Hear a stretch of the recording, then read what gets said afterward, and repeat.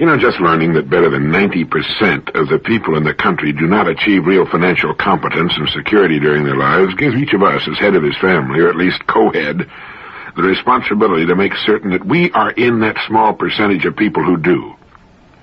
As George Bernard Shaw said one time, it is the duty of every man, the first duty of every man, is not to be poor. As it is written in the nature of man, freedom must be gained specifically against the obstacles and the conditions to which we're constantly exposed. And, two, achieving financial security is an excellent exercise in creative imagination. Considering the effects of unrelenting inflation and assuming that they will continue in the future as they have in the past, estimate how much money you think you and your spouse will need as income to live as you want to live at the time you pick for retirement. Now, if you want to go along with age 65, that's fine, but maybe you'd like to be financially set before that time. At any rate, pick the year and the income you want to be receiving by that time. You know what Social Security benefits are now, and they'll probably increase, but only along with inflation in the future. And you want the income coming in, whether you're in a condition to work or not, ideally. You want a form of income that does not depend upon your personal services. Now, you know how much you want coming in, and you know the year in which you want it to be there. Your problem is defined, and it's said that a problem defined is half solved. Let's say, too, that you yearn for the simple, uncluttered life, maybe a small, attractive place in Florida or Southern California or Hawaii or maybe Costa Rica or the coast of Spain with a sailboat and the rest of your life to spend wearing an old pair of Levi's and a sports shirt and sneakers. Sound good? Well, it's quite within the realm of possibility. It's a game any number can play. Most people just don't imagine that it's possible, so they remove themselves from competition. Now, here's one excellent formula to use in helping your imagination come up with the idea that best fits your particular likes and talents. First, the problem or opportunity. Problems are unsolved opportunities. Then assess your education, your background, your qualifications. What do you do best? You may want to go right on doing it, but at the same time invest your money in something calculated to give you excellent prospects for growth. As our friend suggests in his book, Squeeze the Eagle Until It Grins, you might want to invest in good real estate, perhaps Florida real estate. Then when you're ready to retire, you can live off your income and just watch your investments. You see, with $10,000, you can leverage, $50,000, maybe $100,000 in real estate. When it grows to $100,000, you can leverage maybe $1 million or $500,000. With $1 million, you can leverage $10 million. If you're not interested in real estate, remember that each year most people spend 90% or more of their income on products and services. The country's business firms do the same thing. What can you do to earn enough out of all of those many billions of dollars spent every month to live the way you and your spouse want to live? Set aside an hour a day to invest in solving your future financial needs. I recently visited a friend who lives in a beautiful home in Fort Lauderdale, Florida. He brought out a dozen fine, enlarged, beautiful color photographs of his home and grounds, shots from every angle. There were aerial views showing his home situated on the waterway.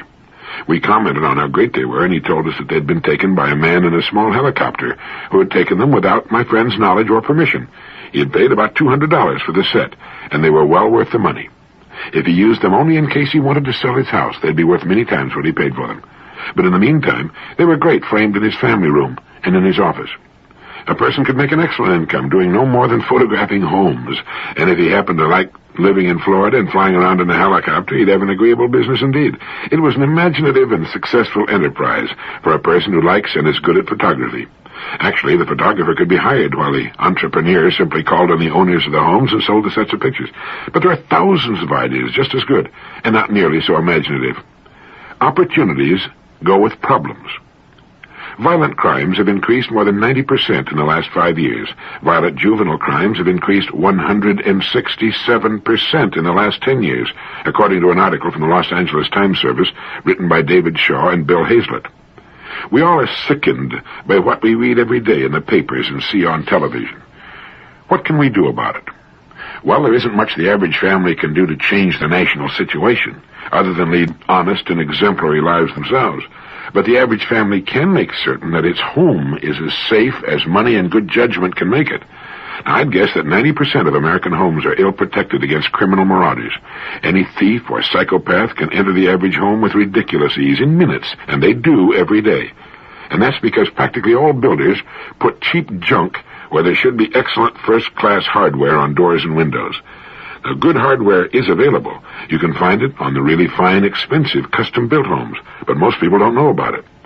Practically all families can afford and would gladly pay for such hardware if someone would bring it to their homes and show it to them, displayed perhaps in an attractive case, along with a sales book showing the rate of increase of crime in the country, with newspaper clippings of robberies, rapes, and murders going on every day. The man of the house could install the hardware himself, or he could pay extra for your installer to do it for him. And not just for the doors, but for every window in the house. You know, there's window hardware that locks with a key, and which prevents a window from being opened more than is needed for ventilation. As soon as the would-be intruder finds it difficult to enter, as soon as he realizes he's up against first-class preventive hardware instead of the dime-store junk he's used to, he'll move on to easier pickings. Such hardware could be sold in any sizable community. In order to get it for my own home, I had to go to a great deal of trouble, do extensive research, make a couple of trips, and make dozens of phone calls. Whatever it is you have a knack for, or like very much to do, there's a way to turn it to substantial profit and financial independence. But it takes something that not one person in 1,000 will seriously tackle. It takes thought, time set aside for serious thought. Judge Learned Hand once wrote, that we never see, save through a glass darkly, and that at long last we shall succeed only so far as we continue to undertake the intolerable labor of thought, that most distasteful of all our activities. But hard as it is, distasteful as it may be, we need only do it until we've solved our own particular problem, and we solve our own particular problem by being of service to others. They have everything we want, and will gladly share it with us, as we've said before, if we'll help them solve their problems. As we mature in our adult lives, our income should meet our thoughtful requirements. By establishing quality and simplicity as the guidelines of our lives, the income necessary to live a very good, full life can be surprisingly small. It should meet our qualifications, whatever they are, and that's our business. And any person can see to it that he has the income he wants all the years of his life and lives where he would like most to live. The number of business executives and managers who wind up behind the financial 8-ball should be something of a source of amazement to us all. Here are professional problem solvers who find they can't solve one of life's most important problems. They're usually good organizers, good leaders, good thinkers, and decision-makers. At least they're supposed to be.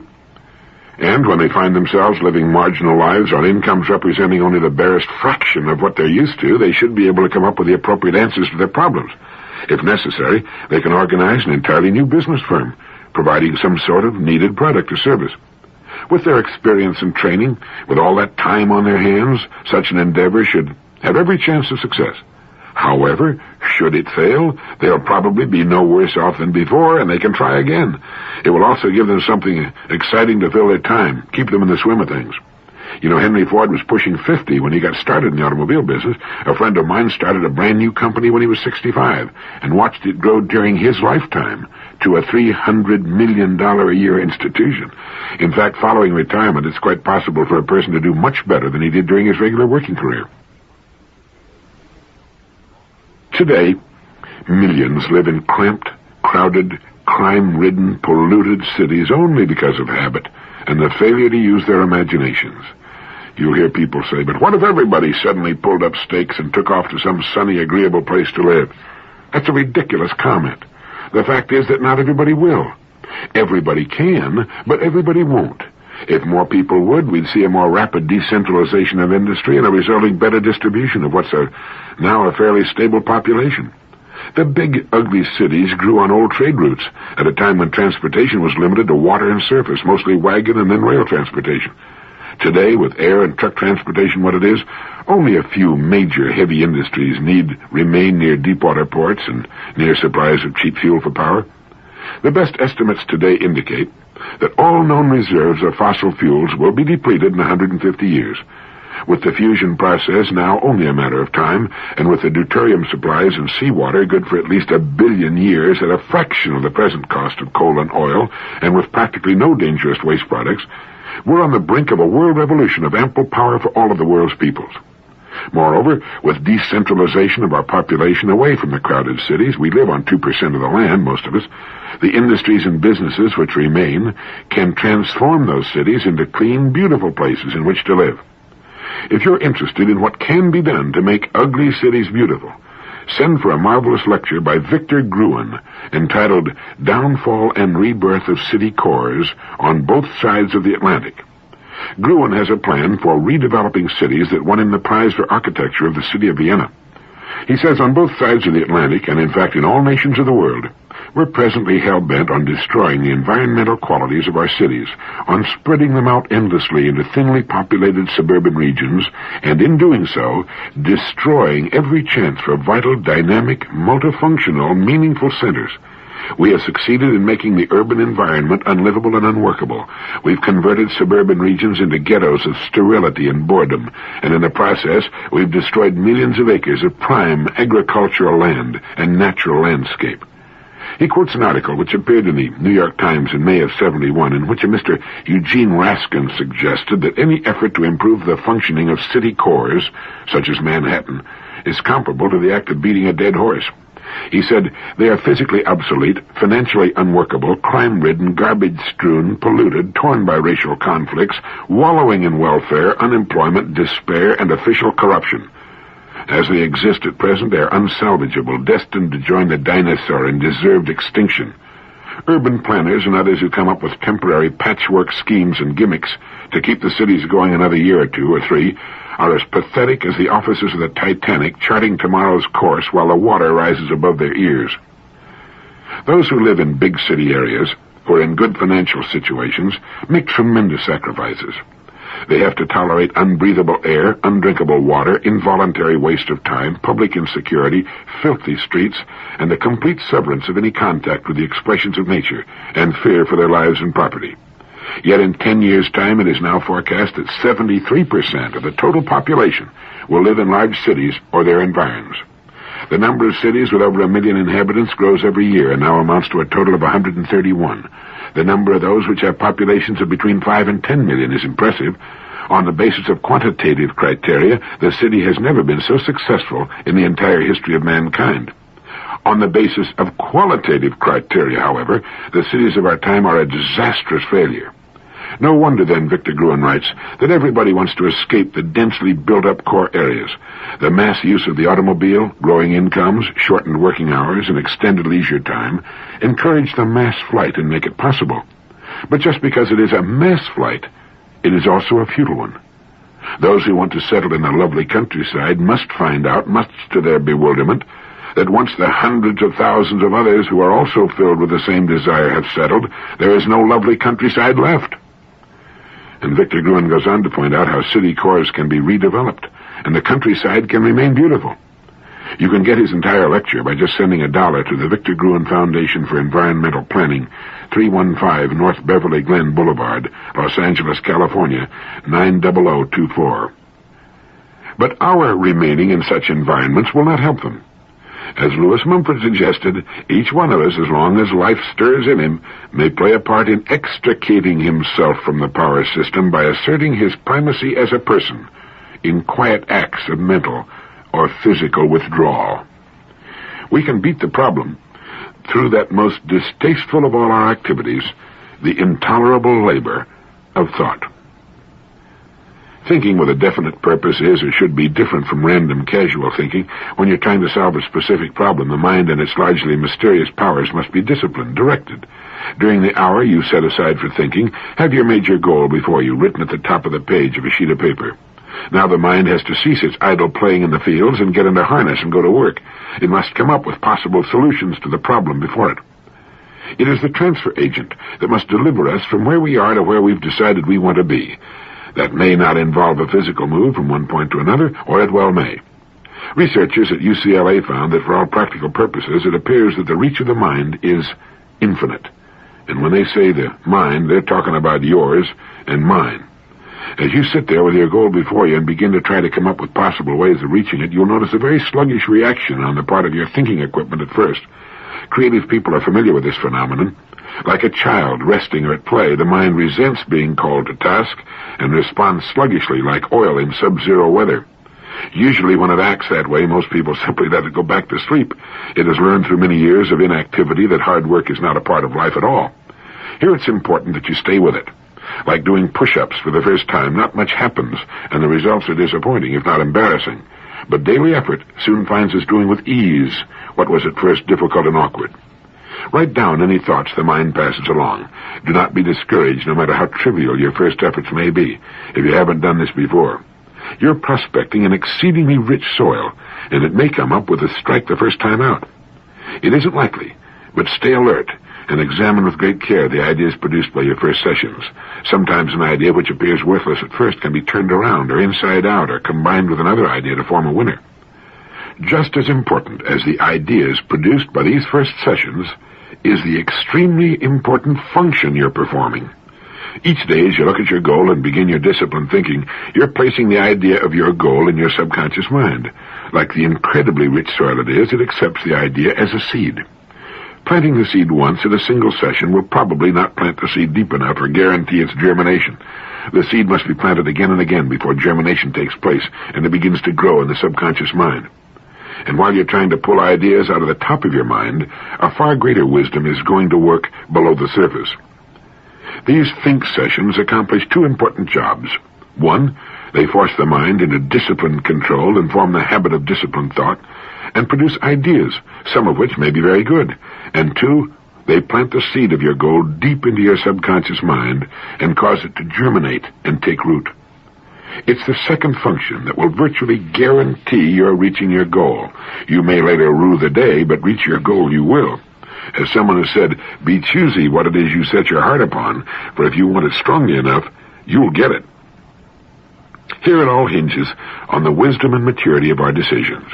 Then, forcing the mind to think and come up with answers for a definite period of time every day sets the great subterranean forces to work. And they'll go on working all day while you're doing other things and all night long while you're sleeping. That's how you get the real hidden power of your mind and imagination to work. You've given it a specific job to do in the setting of your goal, and it can marshal massive, computer-like memory banks and countless extrapolations and permutations, trying a million possible pieces to the puzzle you've given it. And at the same time, another very subtle action is taking place. You're changing. Subtle shifts in your personality and attitudes, your manner, your whole being are underway as you're being readied for the accomplishment of your goal. And as you think about the goal you're working toward, it moves farther and farther into the realm of possibility. Gradually, instead of being what might at first have seemed like a little wild daydream, it begins to make more and more sense. It begins to take on legitimate, concrete form. And finally, one day, when you least expect it, when the mind is at leisure, the idea will appear.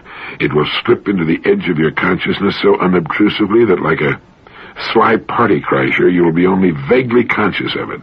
But then, incredibly at first, then with mounting exhilaration, you'll see it for what it is, the idea you've been looking for. And if your goal is to live the simple, uncluttered life in some idyllic spot, you can achieve it. You can have your cake and you can eat it too. You can, through the use of your imagination, do what you want to do, where you want to do it. You are under no constraint other than habit and self-doubt to suffer in one part of your life for success in another part. You can succeed in all parts. For those who are not ready to begin uncomplicating their lives, there are a million things calling for attention, opportunities everywhere. Every listing in the yellow pages of the telephone directory represents a business opportunity because not one of the businesses listed is being operated as well as it can be, as it may one day be operated. At the same time, let's remember those worthwhile guidelines, quality and simplicity. It's really quite surprising what we can do without and still live a richly satisfying life. We've been engaged for some time now in a national debauch of senseless consumerism in this country. Just as we eat twice what we need for good health, we often purchase twice what we need in the way of things which end by owning us, tying us down, worrying us as we try to maintain or keep from losing them in one way or another. I think what we're seeking is freedom. Freedom from things, as well as the opinions of others. It's amazing how people love to complicate their lives. Several years ago, a friend of mine played a trick on his wife that changed her life and his too. Over the years, his wife had formed the habit, and it's an easy one to form for a man or a woman, of shouting at the children in the morning as she tried to herd them off to school. She screamed at them to get up and get dressed, to come to breakfast, to get ready for school, to catch the bus. It was a scene no doubt duplicated in thousands, perhaps millions of homes every morning. But it left my friend John, his wife, and the children pretty badly shaken every morning, with nerves jangling and a great desire to get as far from that house as possible in the shortest possible time. Each morning, John found himself heaving a sigh of relief as he left the wild confusion and noise of his home for the relative quiet of the drive to the office. And on one such drive, he got an idea that he felt might help subdue somewhat the nerve-shattering cacophony of his mornings. So the next morning, without his wife's knowledge, John hid a tape recorder and microphone in the kitchen with the volume turned up. All through the frenetic tableau of shouting and imprecations, the silent machine recorded every word, every sound. Then, when the children had gone off and his wife was sitting limply in her chair with a cup of coffee, getting her breath back from her morning drill master duties, John played it back to her. For a few moments, his wife looked at him in curious amazement. Then she suddenly realized that the strident, shouting, barking, unhappy voice was her own. For the first time, she heard herself as she sounded each morning to her husband and children, her face framed with wounded embarrassment as the awful sound of her own voice again filled the kitchen. And long before it was over, she had put her head in her arms and was crying her heart out. John turned off the tape recorder and put his arm around her, and when she raised her tear-streaked face to look at him, it was filled with resolve, and she said quietly, "John, I'll never make another sound like that as long as I live." The next morning, the neighbors must have thought this family had left town. The children were dumbfounded but delighted. Their mother was smiling happily. She spoke to them in normal, well-modulated tones. Everything went off like clockwork. And when the children, still dazed by the smiling stranger who looked like their mother, had left for school, John and his wife sat smiling over their coffee. He later said she told him that she'd never be able to thank him enough for bringing home that tape recorder. The great majority of people haven't the faintest idea of the image they project for the world to see and hear. That's why football coaches show their players the films of the preceding week's game. If you want to improve your golf, get someone to videotape your swing. See yourself as you really look, and you can see where you can improve, where you can perhaps slow down and become steadier, more rhythmical. But if you want to have some fun, surreptitiously record the voices of your family at mealtime. That includes your own. You'll all find it a very interesting experience, and it can be hilariously funny. Some time back, Thomas J. Fleming wrote a piece for Life magazine that had to do with an interview he had with Dr. Frederick J. Godet, director of the Laboratory of Psychological Studies at Stevens Institute of Technology. Dr. Godet is an expert on labor problems and absenteeism. Through his studies, it seems that Dr. Godet has become intimately familiar with germs, their oddities and strange habits. He discovered, for example, that germs can feel and act. He said studies show germs can tell one day of the week from another. They're aware of payroll accounting procedures and can even tell if an employee is happy or not, or if a boss is a kind or mean person. The doctor learned all of this while working on the problem of absenteeism, which costs the nation something in the neighborhood of $7 billion a year. It was discovered, for example, that while humans work a 5-day week with the weekend off, germs work just the reverse. Thursdays and Fridays are virtually germ-free days in industry, but the germs really go to work over the weekend and lay low hundreds of thousands of employees who don't show up on Monday. Yet in certain companies, the germs lay low on Thursdays, but go after the employees on Fridays. It was found that these companies paid on Thursday instead of Friday. Another curious fact was noted. Companies with liberal payment policies for absences due to illness had a 50% higher illness rate than companies with restricted sick leave policies. It was also discovered that germs head for the hills when management begins doing some serious research into the cause of illness, and that new employees on a 6-month probationary period were virtually left alone by germs. But as soon as they were permanently hired, with their jobs secure and their psyches well adjusted to company routine, the germs suddenly attacked at the same rate that they attacked old-timers in the company. And it was found that germs are passionately attracted to departments and companies with tough bosses constantly breathing down the necks of employees. One large company found that the absences due to illness varied from 2% to 17%, depending upon the type of boss. Dr. Godet also discovered that there's a certain type of person to whom germs are particularly attracted. They're people who are defensive, suspicious, and somewhat hostile. They're usually not well liked by their supervisors, and they reciprocate this dislike. They don't make friends easily and are regarded as loners. It's amazing how often they get sick. On the other hand, germs seem to avoid the sort who make friends easily, are outward-going, and capable of numerous emotional attachments. These are the people you can depend upon to show up on Monday mornings. They seem to have a built-in germ repellent. And the doctor recommends that we have all-star games, Christmas, New Year's, the World Series, and national elections only on weekends. We know germs are active on weekends, so we have nothing to lose. And it seems that if a company will do a little research into the activities of its germs and the sort of people it has in management positions, it might increase its productivity considerably. Here's a wonderful way to avoid an argument. Simply ask questions. Instead of jumping in and disagreeing before you know any more about the subject under discussion than the other party, ask the other person to state his case specifically and to define his terms. People who like to argue and will at the drop of a word on any subject are people who enjoy ruffling the feelings of others. Willis Sloane once wrote an article entitled "Arguments Don't Win Friends," in which he points out that arguments are useless and largely ridiculous. They're more a matter of temper than temperate conversation and discussion. Subjects such as politics and religion can almost always provoke an argument. Racial prejudices can bring forth the most ridiculous statements in the form of arguments for or against certain practices. But if you'll apply this rule, to make your opponent be specific about some point you know backward and forward, you may avoid a foolish and endless, where nobody wins kind of argument. I've found that an argument like a potential highway accident can generally be spotted from some distance away, and it can be avoided the same way. Slow down and approach with caution. In conversation, as in your car, the worst danger is speed. It's pretty hard to get seriously hurt going 10 miles an hour, and you can avoid a serious argument that could lead to a lot of heartache by just being extremely careful when you come upon a situation that's likely to erupt into a serious argument. If someone makes a statement that you feel is wrong or ridiculous, you should not remain silent. As you feel the adrenaline pumping into your system, instead of jumping on the other person with both feet, just ask, "Why do you say that?" If you get another absurd generalization, ask, "Would you mind being specific about that?" Ask questions such as why. How do you know? Instead of trying to prove your opponent wrong, make him prove himself right or discredit himself, which he will promptly do if he's skating on thin ice. Put the burden of proof squarely where it belongs, on the shoulders of the person who started it.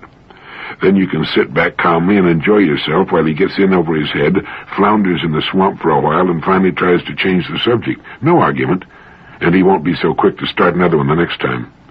Robert McNamara, one of the nation's top executives, asks why whenever something is proposed, even if he is immediately against the proposal. He wants all the facts. Perhaps he's been wrong about it, and if he's right, he forces the person making the proposal to prove its merits.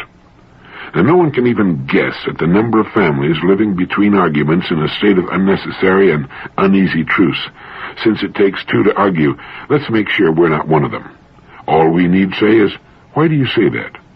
Or, "Exactly what do you mean by what you just said?" Where is your proof? Keep the ball and the pressure on the person who is driving recklessly. It works like a charm, and you come out of it looking professional, wise, and level-headed. Thank you.